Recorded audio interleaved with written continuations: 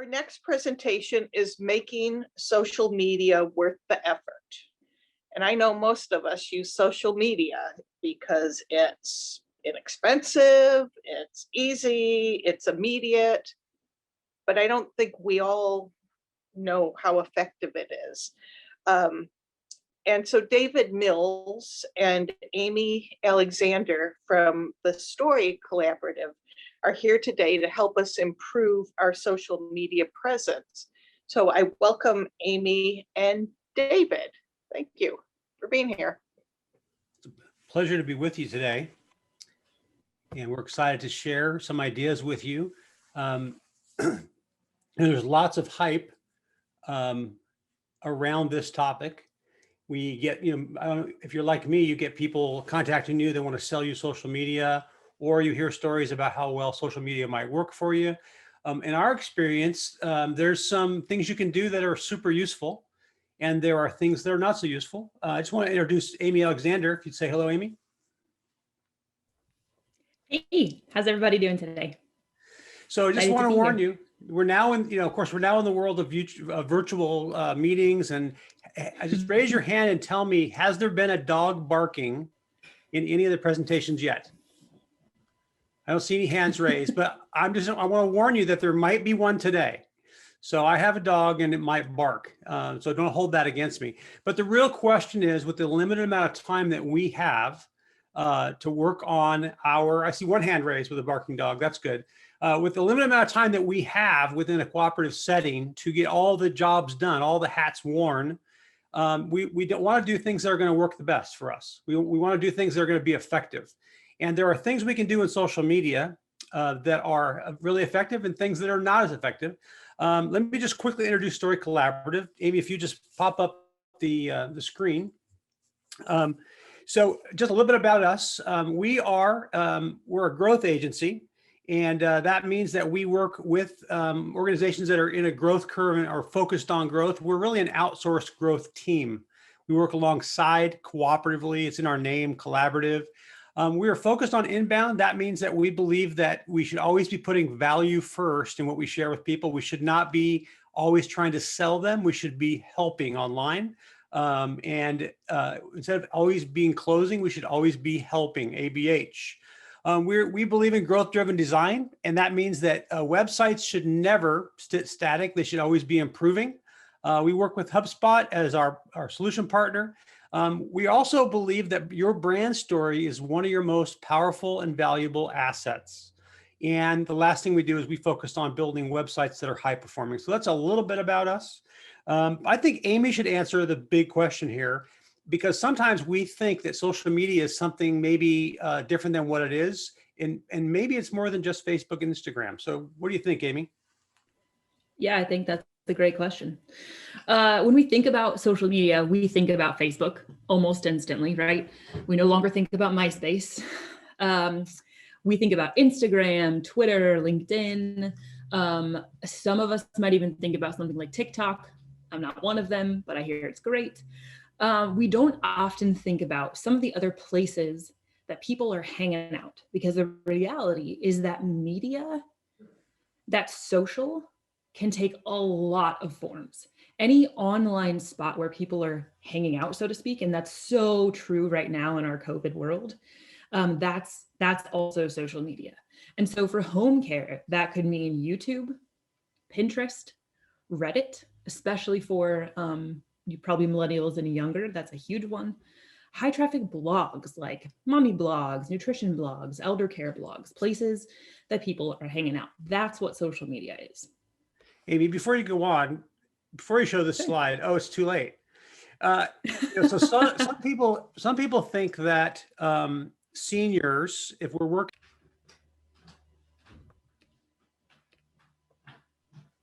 unmute myself, Dave, that would be even better.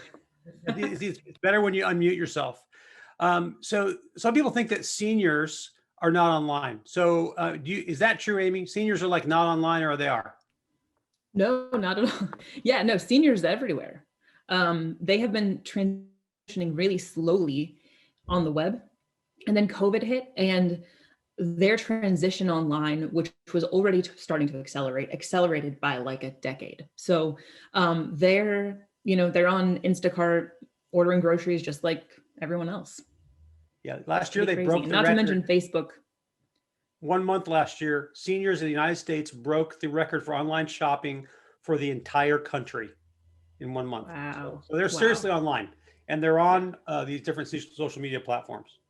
Yeah, I think if you probably ask any high schooler or younger that you know, maybe even college student, a lot of them would even say, well, I'm not on Facebook. Or I have a Facebook account because of this one reason, but I don't really use it, right? Who's on Facebook? It's us. It's all our elder. Like that's where Facebook is living. So that begs the question, who is your audience? The right social approach has to line up with that audience in order for you to reach them. So when we start thinking about who your audience is, I think it's pretty obvious that you know that it's the people you're caring for. But there's another one sometimes we forget, and that's the people that are caring for them. It's their family. It's the people helping them make decisions. It's the people that it's also your employees, right? So it's not just these people that might choose you to employ, but it's also the people that might want to work for you. And it's the people that are highly influencing the decision that an elderly person is making. So are you saying then that the way we do social media has to focus on the specific people that we're trying to reach? Absolutely. That was kind of a loaded question, right? And kind of the trap that we can fall into is we can think that social media is about what we like on social media, right? And yeah, so it's not about us, it's really about them. Sometimes the most noise we get about our own social networks is from our own stakeholders. You're in a meeting and your coworker or your boss or someone is like, I saw this post, I didn't really love it. Let's not do that kind of thing anymore. But the reality is that social media presence isn't really for them. It's not for us. We can be our own worst critic even. And so that can be sometimes a hard thing to remember, but it's also super crucial. And it's even the kind of conversation you might want to have at the beginning of any social media team meeting you're having. Who's our audience? Let's remember, right? It's mom, it's grandma, and it's that new employee we really need. That's great. So the big question then becomes is how do we invest in social media? What's the social media economy? What makes it work? Now, we all have probably seen some of the news in the last year about some of the trouble that some of these social media companies are getting into for the way that they are manipulating. And we know that they're taking our data and they're crunching our data and they're selling our data in the form of ads. We know all that's going on. We can't change that, but what we can change is understanding how when we want to reach these audiences that are so important to us, what are the investments that we would want to make? What's the economy that we want to invest in? And what should we avoid, right? So it's easy for us to not understand what's actually valuable in social media and spend time doing things that will not pay off. So the traditional things that we think about in social media are impressions, how many people have seen our post. The thing we used to look for is how many likes were there on our page. We might look at, if we're running an ad, we might look at the reach. How many people did it reach? And here's the really hard fact that likes really don't do much for us. The only thing on the left-hand side of this balancing board that really is valuable to us at all is really engagement.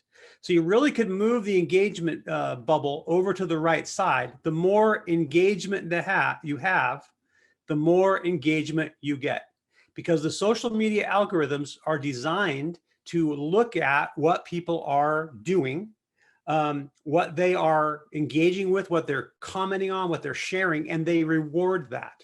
So the more people engage with a post, the more you'll get, the more engagement you'll get. The less people engage, so you can put up, if you have 1,000 likes on your page, and you put up a post, you might discover, and if you cue the next slide, that maybe out of 1,000 people, only 5% would even see it of 1,000. So 5 people, if you have 1,000 likes, tells you how much likes are worth. 5% might see it, but only 0.25%, a quarter of 1%, would actually engage. So just random posting without people doing something is going to result in not a whole lot happening in your social media. But the opposite is also true. When people engage, what happens is you get to be pushed out into their network. Every time someone comments or shares what you are doing, that pushes you out into their network. The more they engage, the more Facebook's algorithm will reward your activity. So if you go back one slide, Amy. So it's important not to get stuck on, especially on likes. This is what I would call a vanity metric. It might make us feel good. Wow, I have 400 likes on my page. But when it comes to reaching people, it is really just a vanity number. It's not actually a real number that matters. What matters is how many people are engaging with the post. And you will have noticed, if you look at your Facebook feed, that some things, and sometimes they're very surprising, what will actually get a lot of engagement and interest and activity and what will not. So sometimes the things you think would be amazing get crickets, and things that you think are, I don't know, boring or uninteresting, maybe they get a lot of attention. So it's really, as Amy said, it's really about your audience and what they feel about it. It's not about what you feel about it. Amy, why don't you give us some more rules of playing in this social media economy? Sure. So as far as this chart goes, I just, has anyone ever seen Whose Line Is It Anyway? So this really reminds me of that. It's like the points don't matter, but it's the thing everyone talks about, the likes and the reach and all that stuff. So that, I just always think that's so funny. It's like, it doesn't matter, not at all. So what are the rules of the social economy? If the false economy is likes and reach and impressions, but that's what everyone's paying attention to, what are the actual rules? What economy are we really living in on social media? For Facebook and Instagram, organic traffic is driven by sharing and then also sharing. It's the sharing that does something for you. So did you get what it was? The likes and the reach and the impressions, all that stuff, you know, it sort of follows along, right? Like it's a sign of life, maybe. It's things that happen as a result of sharing, but really what matters is sharing. For Pinterest and YouTube, organic traffic is by sharing, but also by searching. Especially, I mean, YouTube and Pinterest, both of these, right? These are places where people are going to see a mass amount of stuff. It's probably curated based on the types of things you were already looking for. But the first thing you're going to do in either of those platforms is search. And YouTube, because it's connected to Google, it's going to show you stuff in Google as well. So the search element of Pinterest and YouTube is actually really crucial. There's a bit of that. Yeah. So that means then that, like, if someone's online and they're saying home care near me, or some great home care providers, or need a caregiver, then actually they could get a YouTube or a Pinterest listing showing up right in Google. Yeah, totally. And I will tell you that the Pinterest results that I get sometimes just drive me crazy, but it's real, it's there, it's coming up. And sometimes it's effective, especially lists like top 10, whatever. Sometimes I'll find that in Pinterest. So for LinkedIn is like the guru's home. Okay.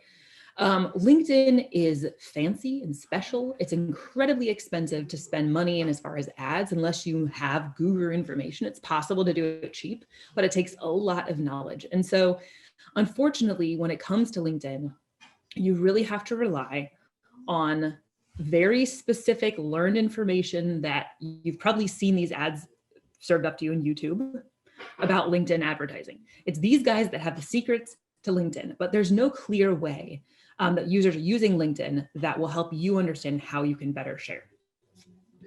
Twitter is off the table for home care. It's a lot of things. It's a lot of things to a lot of people, but it's really going to have, it's going to serve almost no use in this case. I think on top of that, Amy, you know, and this is our opinion. So if you have a population that just insists on using Twitter, then great. But for most home care agencies, it is a real challenge to use Twitter. It takes too much time. and your population is probably not really on it, including your caregivers are probably not on it either. So our recommendation is just kind of take it off the table, and that'd be one less thing you have to worry about. More than likely, Twitter is going to be the place where you're sold something, or you're just tired of trying to be sold something. It's not a lot more than that, unfortunately. So what does drive all social media? Yeah. What does, Amy? How about if I answer that question? So, the social media networks are all driven by these amazingly complex algorithms. And by the way, one of the reasons we tell you that reach and impressions are kind of vanity metrics is the ad sales part of Facebook, Instagram, YouTube, even Google pay-per-click. It is designed to highlight for us these top line metrics of reach or impressions, but they don't really mean that much. So they're selling us something that doesn't really mean that much to us.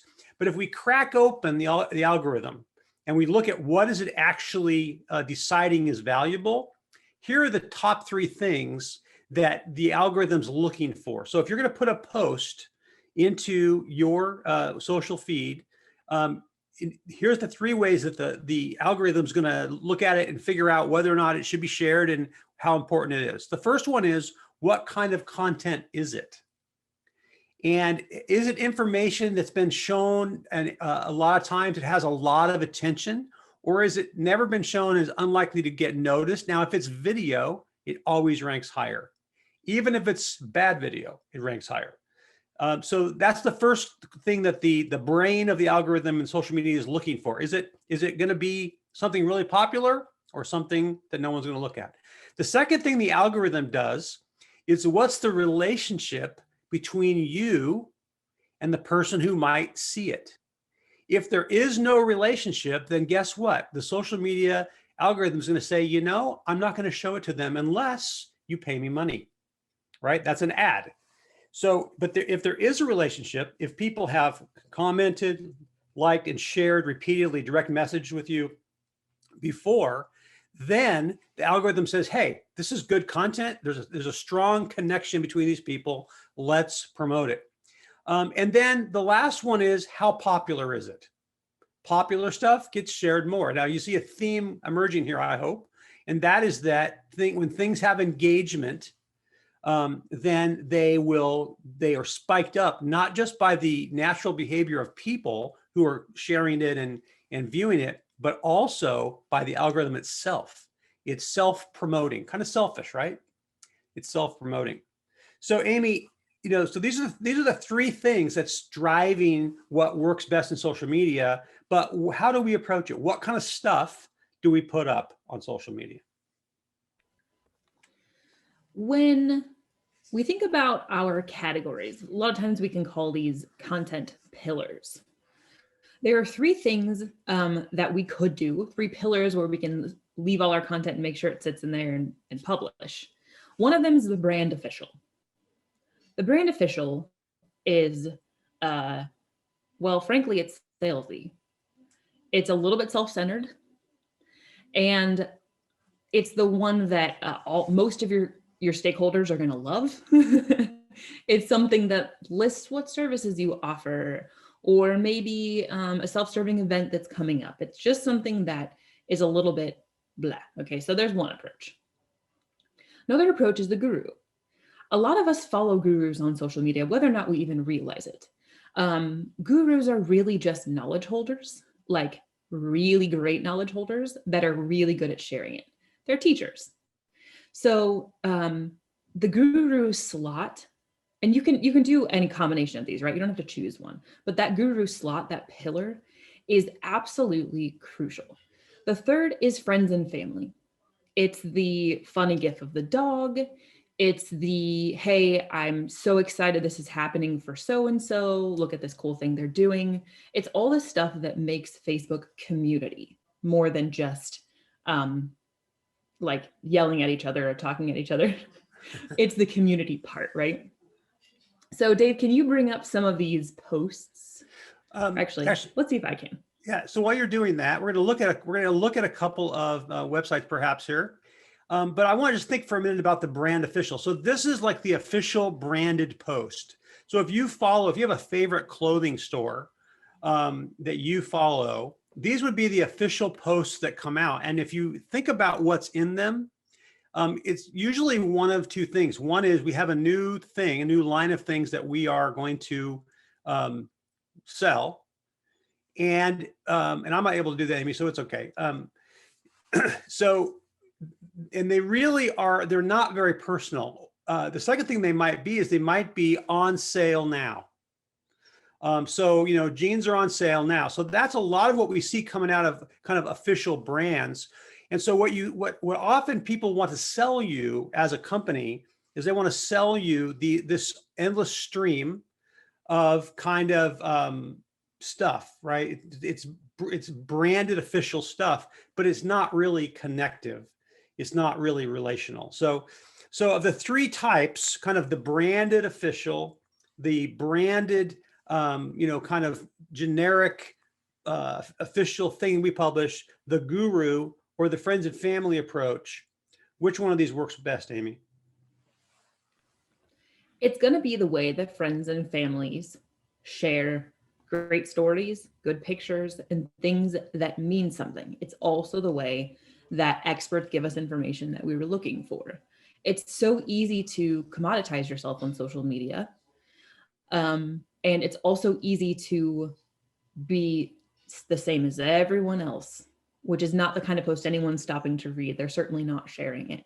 So you really have to live in the lane of what information do we have that, for instance, the daughter's looking for. What information is the daughter of an elderly mom looking for to help her make the best decision she can for a home care solution? What would be like, oh my gosh, yes, that was the information I needed. I'm so excited. I'm going to go share it to my gardening group because I know 2 other women in that group who are in the same boat as me. Okay. It's also, hey, look at this amazing thing our employee did. Look at one of our home care providers that took the time to, I don't know, set up some kind of awesome craft for all the elderly women in the neighborhood, or whatever it is that's really championing the community and the culture that you are striving for people to understand and see. Those are the kinds of meaningful posts that have to be alive on your Instagram and on your Facebook. We have a great example of that. In our home, we have a caregiver who's here a couple times a week.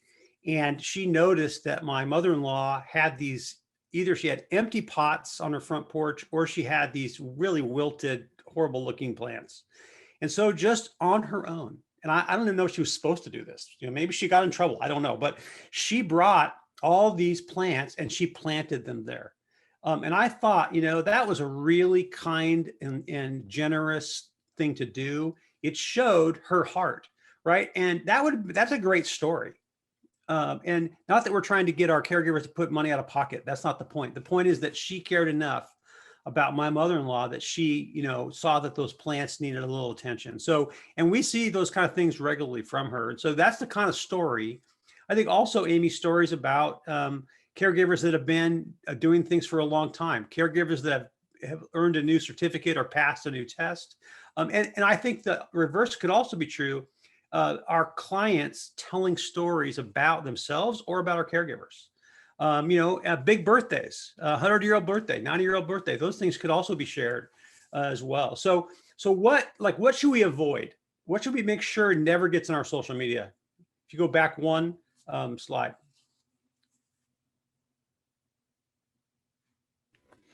We have some things to avoid on the next slide too. But, it's the company brand stuff. It's the on sale stuff. Not that you guys are putting out sales stuff, but you might have deals around holidays, things like that.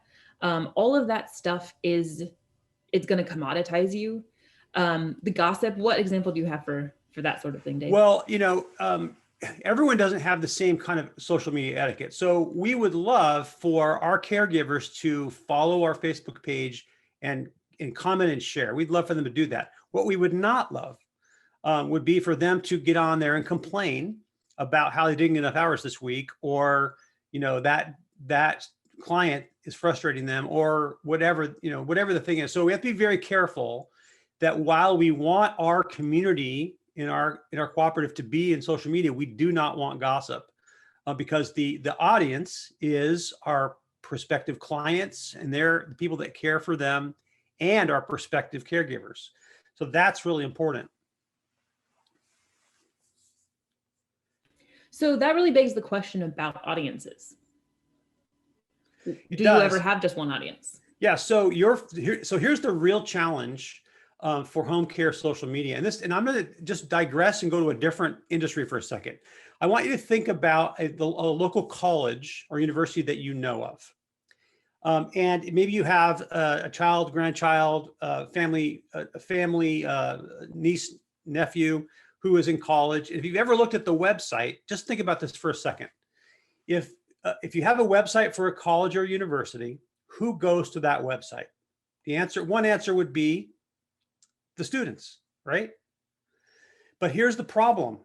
The other people that go to the website are not the students, they are the parents.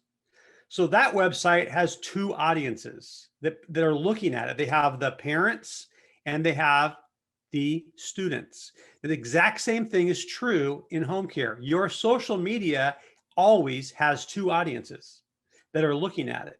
And one of them would be the caregivers and prospective caregivers. And then the other audience is the clients and their families. So the brand story problem we have, which I do think that the cooperative model has a unique solution for because of the ownership approach. But you have to tell a story that applies to both. Now, one example of that you can look at on your own time is visiting angels. And I don't know what you think about them. That doesn't even matter for our conversation. But you will notice all of their video, which you've probably seen on TV as well, all of their video talks about this amazing experience of a caregiver who is involved in this great relationship with a client. So they're modeling this dual relationship. So that is the challenge we have, is that we have to tell a story that applies to both. So there's a saying I like, which is don't let, I live close to Washington, D.C. Please don't hold that against me. But, there's a saying here, it says, if you go to Congress, you're going to see the sausage being made. And the same thing can be true when it comes to home care. We do not want our prospective clients and their families to see the sausage being made of us interviewing, training, correcting, encouraging, or guiding our caregivers. We don't want them to see that sausage. We want them to see the thing that they need, which is quality, effective care. And so your Facebook page has to balance this double brand story. I think that's important. The other thing that I think is so true is that if you are finding a great way to be a resource to clients and their families, or potential clients and their families, that's something that caregivers are going to see. When you do approach something like higher education for messaging, you sort of write it to the students knowing their parents are watching. And the way you interact with that potential student keys off the parents about what kind of relationship this might be, what kind of culture it might be, and whether or not it's the right place for their child. And this can be very similar. Caregivers are going to see the way that you are becoming an expert for clients, and the way that you care about your employees and caregivers, and the way that you're championing the things they do. And that could be enough to cue off caregivers that this is a culture and an environment that really fits what I want. That's great. There was the dog. Hope you heard it. If you didn't hear the dog, I'm sorry. But so here's a chart you can use that helps you to see which type of posts will work in home care. So you'll notice that we have taken branded official completely off the chart. We don't think official branded posting is really going to be that effective. We do think that guru posting is effective and celebrating caregivers is effective. So the key here is thumbs up means yes, it'll work here. Money means that there's ads required. The little video triangle means you should use video in this space. And then you'll see that if there is a money bag, that means it's video that has been highly produced. So that means it requires even more money. And then the little picture is if things are image heavy, they require a lot of images. So Pinterest is all about the images. And then the last one is that the little office buildings, we would suggest that LinkedIn might work better in urban professional settings. So you can see which things will work, which things will be required. and which things might not work as well. So let's go to the next slide, Amy. We only have a couple minutes. We want to leave room for questions. So go ahead. Sure. So what would drive engagement? Okay, so on Facebook, caregiver celebrations need to have caregiver sharing. Dave, you want to talk about that a little bit? Sure. So it's really important that you have some content in your social media that celebrates the heart, the life, the work, the effort of your caregivers. And it's also important that you ask the other caregivers to engage in that process, right? And it's a natural thing when someone is celebrating a 5-year anniversary of working with you. You want all the family in your business to celebrate with them, and that helps spur engagement. It models for your clients that you like each other, you work well together, and that you're in it for the long haul. So that's significant. Yeah, I can keep going. I'm sorry. For guru posts in Facebook, what's really important isn't only that you're highly informational or that you're providing really valuable information in those posts, but also that those posts go back to a related page. You would never want to post great information and link back to your homepage. It's going to do nothing for you. But if you can link back to a really valuable blog or a free webinar or something that is going to help, is really going to help and make a difference when someone links through, that's going to convert for you specifically, that's the kind of post that's going to do the best. And also remember that that's probably going to require some advertising money. For Facebook and YouTube, as far as videos go, you got to keep people engaged for more than 3 minutes. And again, it's probably going to be enhanced by money. And with YouTube, did you know you can include keywords? Keywords are actually a really helpful thing in that searching. Remember how we talked about on Facebook, it's sharing, but on YouTube, it's sharing and searching. And so if you can include great keywords in the description of your video, then that is going to make a really big difference. Anything else you want to add, Dave? Sure. So I think a couple of things so let's just break this down for a minute. And I think Amy has a big question for you when we're done. But you know, when we think about guru posts, so who is qualified to be a guru? Do you have someone in your organization that is really aware of health issues with seniors? Do you have someone in your organization that is aware of safety issues with seniors? How about mental health? Do you work with professionals who have things to say about that? Do you, anyone that's in your circle, whether they're in the company or around the company, who has something that's valuable right now? A huge topic, of course, is COVID.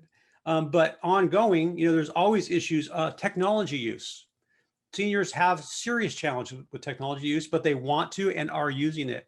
Someone asked if we had numbers on that. And if you would email me privately, I'd be happy to give you some numbers. But the stats on senior use of social media have been very dramatic. And the growth is very significant. And then the next group down, their family members who are helping make decisions, sometimes funding this, they are, they're really at top of the chart when it comes to that. A couple other questions here before Amy asks the big question. In Facebook, you should be posting about once a day. That's the best thing for you to be doing. Instagram is really driven by visual experiences. So you have to really think about how much can you share.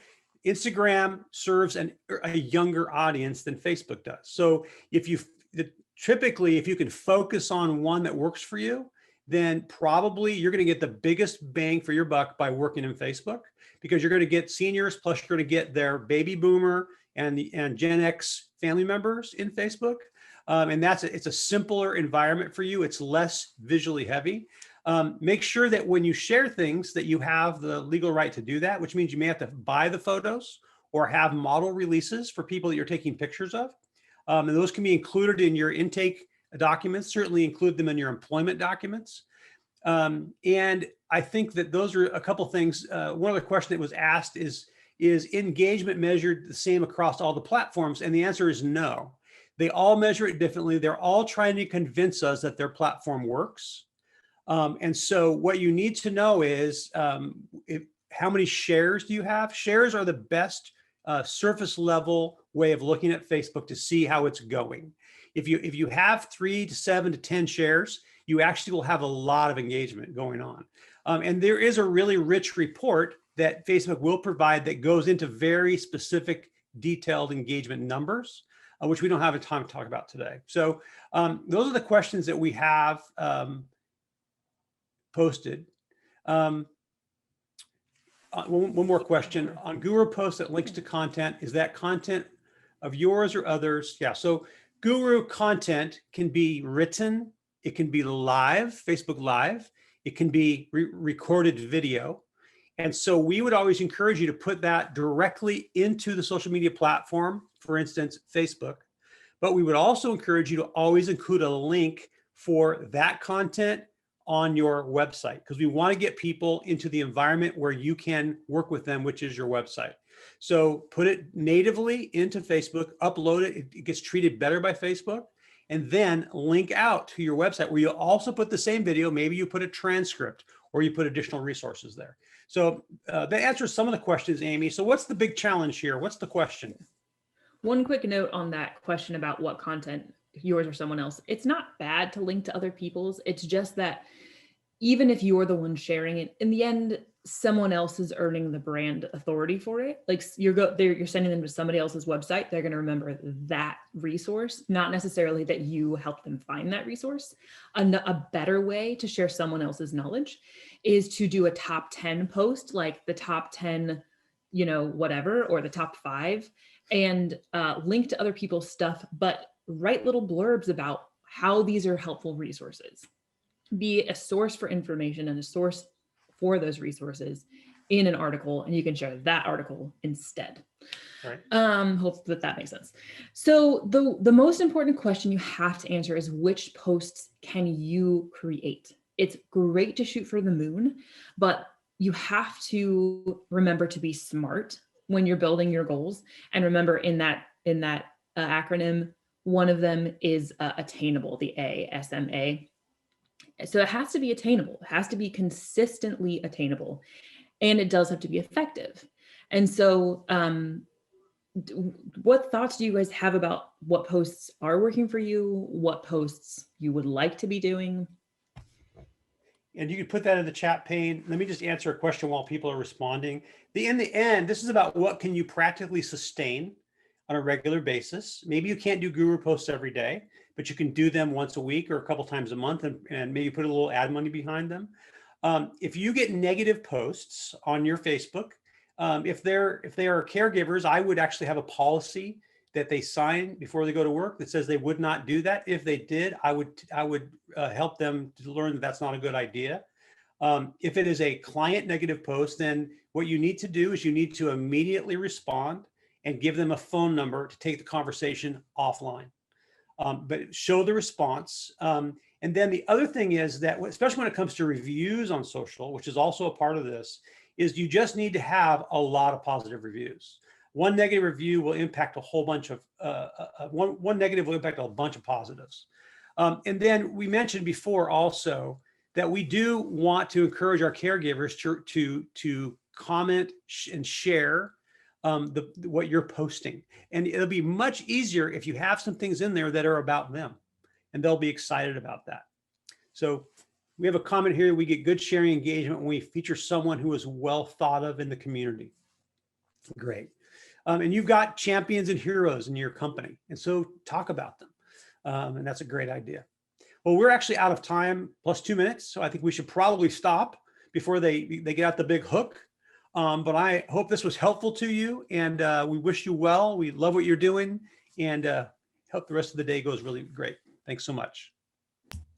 David and Amy, thank you so much. That was just outstanding presentation, and I know that we'll be talking about it here at CDF, and I'm sure our home care cooperatives will put this to good use. So thank you again for the informative and engaging presentation.